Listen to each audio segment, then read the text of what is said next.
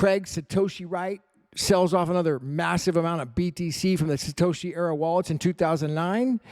On the Neil Oliver show now as well. Also, I want to talk about what's going on down there in Mexico, Puerto Vallarta. So I got friends down there right now, about like 10, I'd say 10 friends. I want to kind of mention that, talk a little bit about that, and give some light as to what's going on with that situation. Also, one other thing to mention as well. So, all right, first of all, on an initial note here, Bales, he mentions on X, and I want to just read the post. He says, I was chatting with him back and forth on X. He's like, oh, I thought you were He asked me if I was in a fraternity, and then he asked me about, okay, so what happened was I made a post on X saying that I've been getting a lot of, I said, I'm starting to get more serious sponsorship partners reaching out from the same competing industry. I've been 100% independent since the start. This is my post. And if I make a deal, I'll remain transparent. I'm not going to sell out for something I don't use or support. So let me just set the record straight. This is not I'm not getting I'm not even considering anything in the way of crypto. Okay, that's not what this is about. So don't worry about me like somehow selling out to maybe some meme coin or something. I'm not going to do that.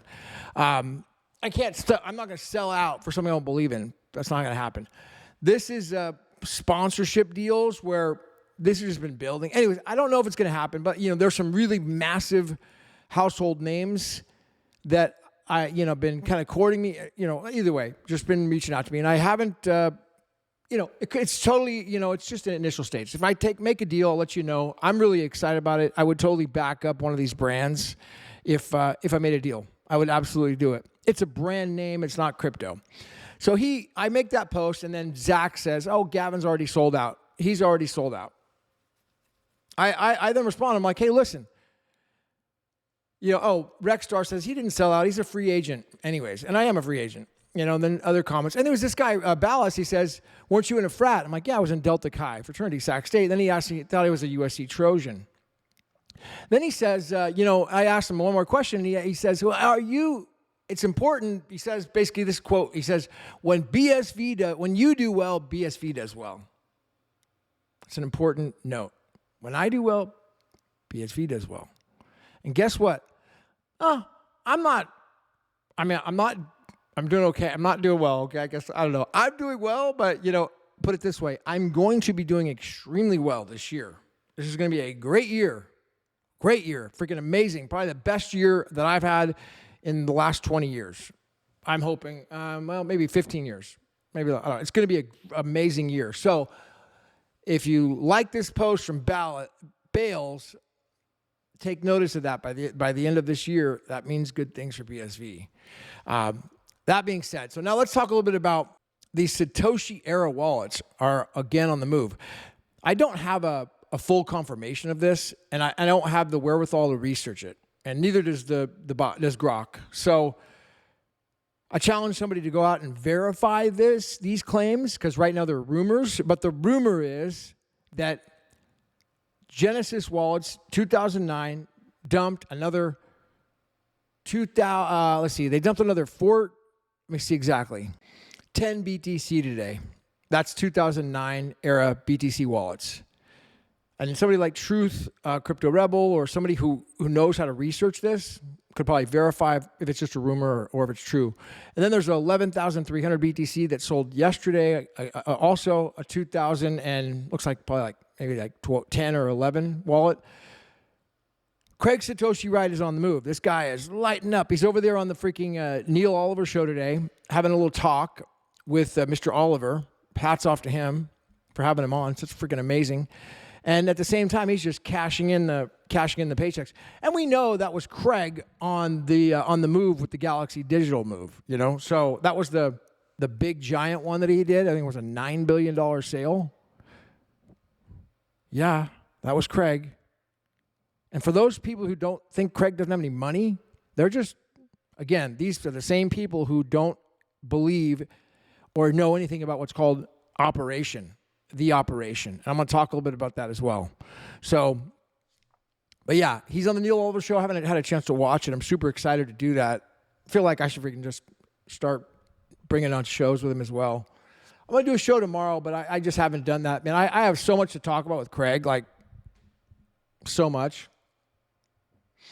I mean, another guy reached out to me. Who was it? Oh, I know. It was on. Yeah, so Mark on Tree Chat, he was reaching out to me. He was an Aussie, and he was really kind. He was sending me praise about what happened with the Craig Wright case against Copa, and it was in some private DMs, so I won't share exactly what he said, but ultimately, I want to just kind of like shed a little light back on that time period. We're going back originally 2 years when the Copa case was going on. I was reporting on it every day, and then the appeal took place around, this is actually the appeal. This was still when the case was still going on. This is the contempt action. So this would have been 2024, almost 2 years ago now, not quite, but a year and a half, like the end of 2024. This would have been like after the Thanksgiving time frame is when I wrote that affidavit. And I personally wrote that. I wrote an affidavit. So here's what happened. Craig was going to be called in for contempt of court charges, criminal. And in my experience, and my personal firsthand witnesses of friends that I have right now, how they treat people when they do this procedure, they bring you in for a contempt hearing in California, and in this type of a matter, they were going to call for a crazy person's hearing, call you crazy. And in California, what they have done with a personal friend of mine is at the crazy person's hearing, they narc you crazy, then they put you in the straitjacket and gag you and tag you and send you out to the quack house. That can be a death sentence for some people because they start shooting you up with stuff. Thank God I got a buddy of mine. He's like freaking powerhouse. He was so strong and courageous. He was able to get out of that, the shots, and somehow he was able to mentally, push through and get out of that situation and free himself legally. I was concerned that was going to happen to Craig, or worse. So I realized there was corruption in the case, and I watched the case inside and out, and I had personal knowledge. So I wrote an affidavit. It was like 5 pages, and I showed that the judge was completely gone against him. Now, I had reported on the case very neutral, but anyways, I wrote that affidavit, disqualified the judge. That went in. Craig filed the motion. He didn't show up at court. Went overseas. Big hero. He gave the middle finger to the judge at the hearing, informally because he wasn't there. God bless him for that. Freaking love that story. I did a meme about it. It's freaking one of the best heroic stories of all time. Remember the whole gang was there at the courtroom. You got Judge Mudd up on the thing, and he's wearing the makeup, and they got him in the hot courtroom over in the criminal court now. And he's sweating down bullets on his face, the clown makeup pouring down his face. And then you got Tufty the Cat and Hollow Knot and Artie Van Pelt and the whole courtroom full of BTC maxi trolls, and they're in there cheering, for the death of Satoshi. That's what they want. And he doesn't show up. He goes some middle finger to the freaking later, dude. I'm not coming. And he was ordered to be there, but with the disqualification motion right there pending, the court lost jurisdiction. So by doing the disqualification, he doesn't have to be there. Court had no jurisdiction. The next day, it was like the court quickly realized that, and he writes a ruling like the next day. He writes like a 10-page ruling to my affidavit like the next day to quickly get jurisdiction, which was totally improper because he's ruling on his own disqualification. At that point, it became a clown show and a joke because you cannot, under the law, a judge cannot rule on his own bias. Everyone knows that. You don't have to know the law or know anything about court to know that. A judge cannot rule on his own bias and disqualification. Court, make it funny and go over to a different judge, but he didn't do it. So that was the latest on kind of a recap on that. So Mark was giving me applause on that. So I sent him a bunch of documents. I sent him the affidavit, and he was having a little fun with the situation. So shout out to him. But, with all the Satoshi stuff happening right now with Craig, again, these wallets, and now he's on the Neil Oliver show, it's just kind of funny to bring this stuff back up. Back to the Anarchapulco stuff, what's going on in Puerto Vallarta. I saw a picture with Raphael Laverty. He's down there in Anarchapulco. This is the Jeff Berwick event. And about 9 other friends that I know of down there, they're all there. There's lockdown. Raph's wearing a shirt. It says Satoshi on it, and it's got Craig's picture with his passport photo. The one from the 2009 era passport when he had the long hippie hair, and this is the passport photo that was inside the case. Remember that when he's inside the Copa case, there's the passport photo that he holds up, And he says, right there on the screen in front of the website for Bitcoin.org, the purchasing of it.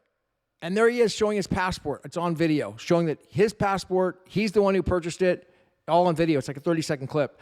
Of course, that never got into evidence. The judge said that wasn't relevant, whatever. But that's the same photo that Raf's wearing down there at the event. Really cool. What's not cool is that these guys are all on lockdown down there in Puerto Vallarta. And so it's important to kind of like reflect on what's happening right now. A lot of people, to give you guys exactly an inside look at the operation, because if you don't understand or see the operation, I don't fault you, because it's very hard to figure it out. It's very hard. So much fake stuff out there. But we are inside of a very highly strategic, calculated military operation. This is not a one-person Donald Trump operation. That's not how it works. This is a military special operation. All right, it's been going on for many years. It's confirmed. And with this military, very strategic special operation, one of the things that just happened was Mexico, the lawmakers down there, they passed a law just effective on the 15th of February, and invited in U.S. Special Forces troops to train their Special Forces groups. This is the Delta Force, U.S. Train their guys for the operation, effective February 15th through April 15th. 5 days later, they go in and do a capture operation on the head of the cartel. Now, he's been wanted by the, globally or whatever. They know that. He's been wanted. But nobody's had the wherewithal in Mexico in the operation to do this job. So now that the U.S. has been down there with the Special Forces and doing the training, 6 days later, they go in and do the operation to capture him. He fires back, and they get into a firefight. He gets wounded. They take him out in a chopper. He dies on the way to the hospital. So he's dead. Now the cartels are erupting over this. So to clarify, Nick Fuentes, who doesn't understand the operation, doesn't follow it, doesn't read, doesn't care, or maybe he's just a paid actor, I don't know. He doesn't follow Joshua Reed. You need to follow real Joshua Reed on X to get the best intel on what's happening with the operation. He's got a show that he does with Alpha Warrior once a week. It's called DEFCON 0. And he has a daily report. But anyways, if you want to get the real freaking inside operation, Josh is a former military insider. He's in the Navy. He was on the freaking out on the boats at sea in 9/11. I mean, this guy is inside. He met. Anyways, this is the guy to follow. All right, you cut through all the noise. You don't have to go and read all this crap. Just get right to the point. He's not even a big channel.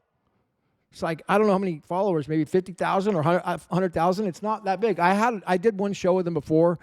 I really need to do another. I love the guy. I read all his stuff and follow him religiously because he knows the intel on the operation. He just tells it like it is, and he doesn't hold back. And he's not baiting or doing a clickbait.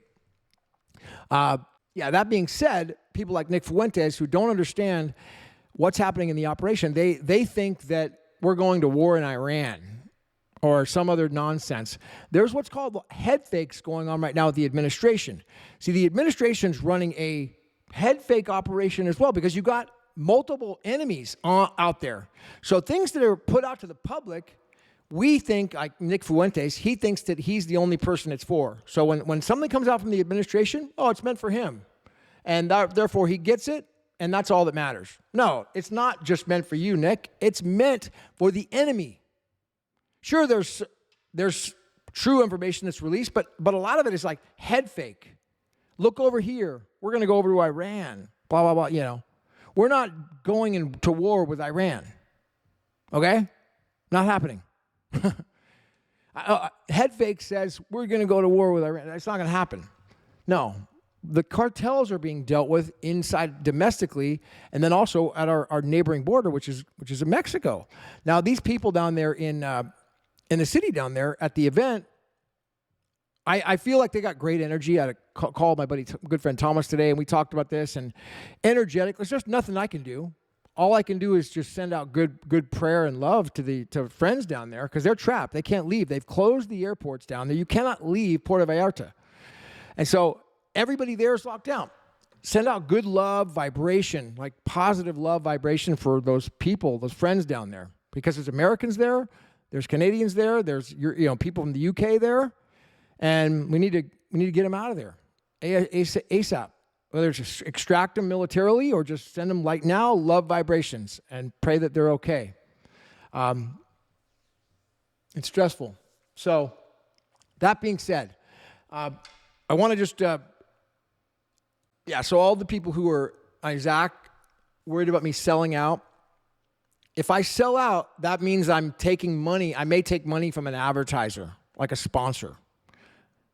I may not. If they offer me a small, I'm not doing it. It has to be huge. It has to be worth my while.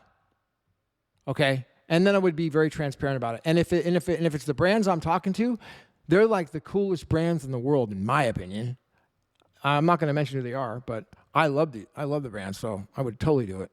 But that's it. It's not about selling out to some meme coin. No, I already know those meme coins are a scam and all that. So I'm not going to get involved in another scam. I already got involved in that Luna token. Remember the Luna token? I wasn't talking about it when I was involved in it, thank God. But I mean, when it all happened, I started reporting on it because I would never tell people about that. I knew it could be a scam, so I was like, I'll just quietly do the Luna project my own and a couple things, and then it went to zero and went away, and it was a fraud, and then boom, the guy's in prison now. So thank God I didn't tell anyone about that online, so I have no liability. But and I've learned my lesson never to do that.